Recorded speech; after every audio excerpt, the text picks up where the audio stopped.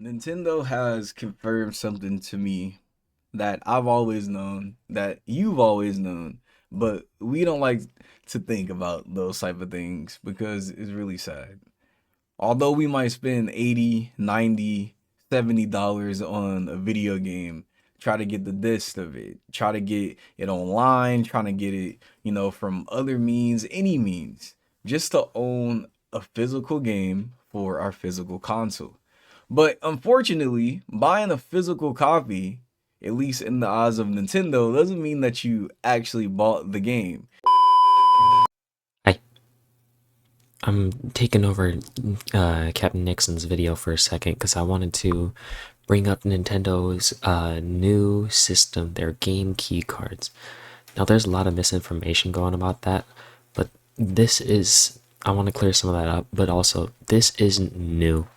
Sony and Microsoft have been doing that for many years at this point. Games not being fully or at all on physical media is nothing new. The reason that, well, for Sony and Microsoft, I can't really say because I don't know the specifications of those consoles. But for Nintendo, the cartridges, some of them aren't going to be big enough to store the entire game on them. And you'll see, it's mostly third parties that are well, it's all going to be third parties that are on game key cards. All first party Nintendo games are going to be on cartridge. But some games just don't need to be, and that's the thing. For example, all of Cyberpunk, well, except for I think that is the DLC. I'll have to double check the DLC is included with Cyberpunk for Switch 2. But Cyberpunk base game, the entire game is able to fit on a cartridge, and from what I've seen, it looks pretty good. So there's not really any reason that third party games shouldn't be fully on console, other than that they just don't want to give you full access to the game. Now, once you put in a game key card, once the game is downloaded onto your system, you no longer need the internet unless it's for an online game. But kind of allergies are trying to kill me this season.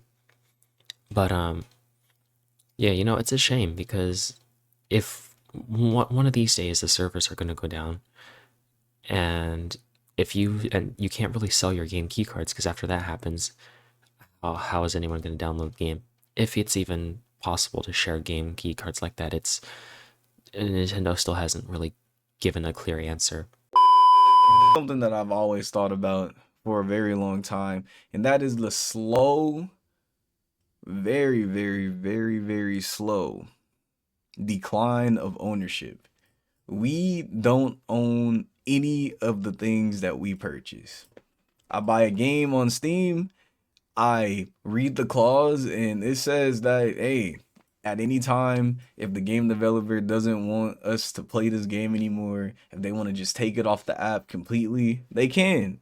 And even though I spent my hard earned money, I've done hours of work just to get this game, they can take it off of the shelves at any time, like what Ubisoft did. Now, check this video out.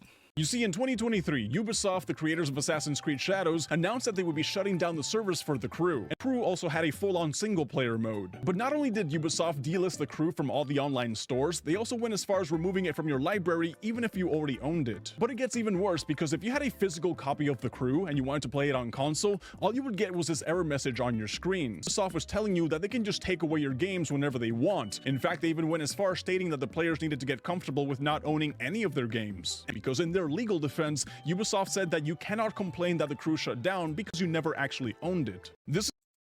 Now, I completely understand why a game that is purely online or purely, have to play with friends might have to, turn down the servers or whatever it needs to be. But there is no reason why a game that is played solo, that can be played solo all the way through, can just be taken off of the shelves completely. And with the rise of digital, media and digital copies of things being purchased, there's really no regulations when it comes to the ownership that we have in video games. Going back to what Ubisoft said, if you already forgot what the quote, it's gamers need to be comfortable with not owning their games. That's not good, right? Because like Captain Nixon was saying, at any time they could just revoke your access. That's like saying you fully paid off your car, and at any time for whatever reason, the car manufacturer could just come and take your car. Again, after it's been fully paid off. There is a saying on the internet. I don't know who said it, but you've definitely seen it before. If buying isn't owning, then piracy isn't stealing. I've seen, I don't remember where I heard it, but I think there was some case where a company tried saying, oh, but they don't own the IP. Why should they own the game?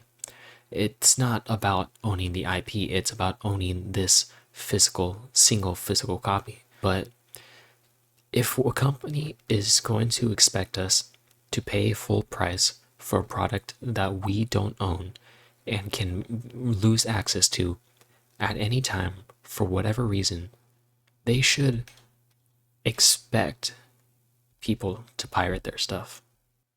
As I'm just gonna flip this quote a little bit. The internet finds a way. Now, this isn't me advocating piracy or anything. It's just saying that,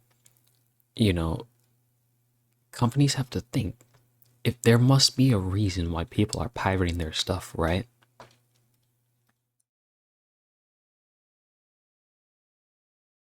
Back in the day, you would buy a disc, and even if that disc got scratched up, even if it was multiple years down the line, you own that game. But if the disc is literally just being the vehicle just to access the online version of the game, then what's the point of paying the extra 40, 50, 10, $20 just to get a physical copy if we're not going to own the game in the first place?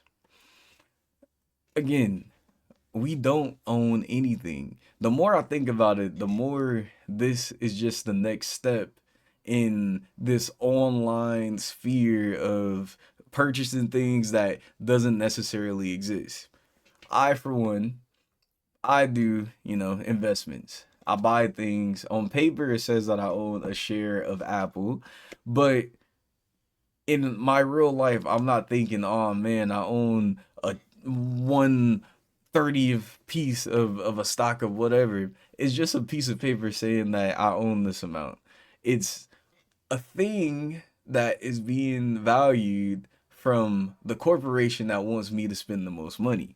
Now, let's take that into considerations when we're buying games.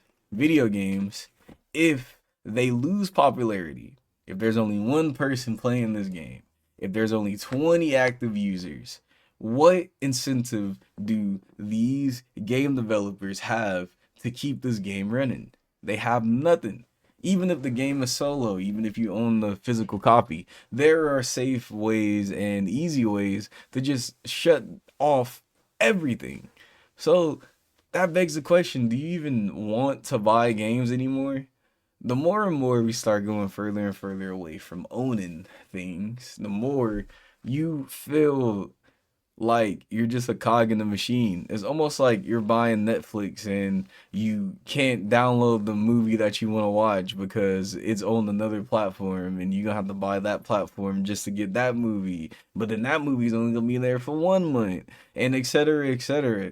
It's all just coming down to an end. And physical copies, although very slim, although actually very important for gamers and people alike, will cease to exist. And at that point, is gaming even worth it?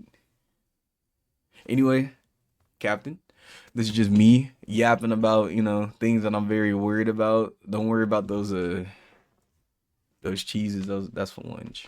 But it's been your boy, and I'm out. I don't know how to do ending cards, but I want to thank my boy Phoenix for pulling up and saying what he had to say.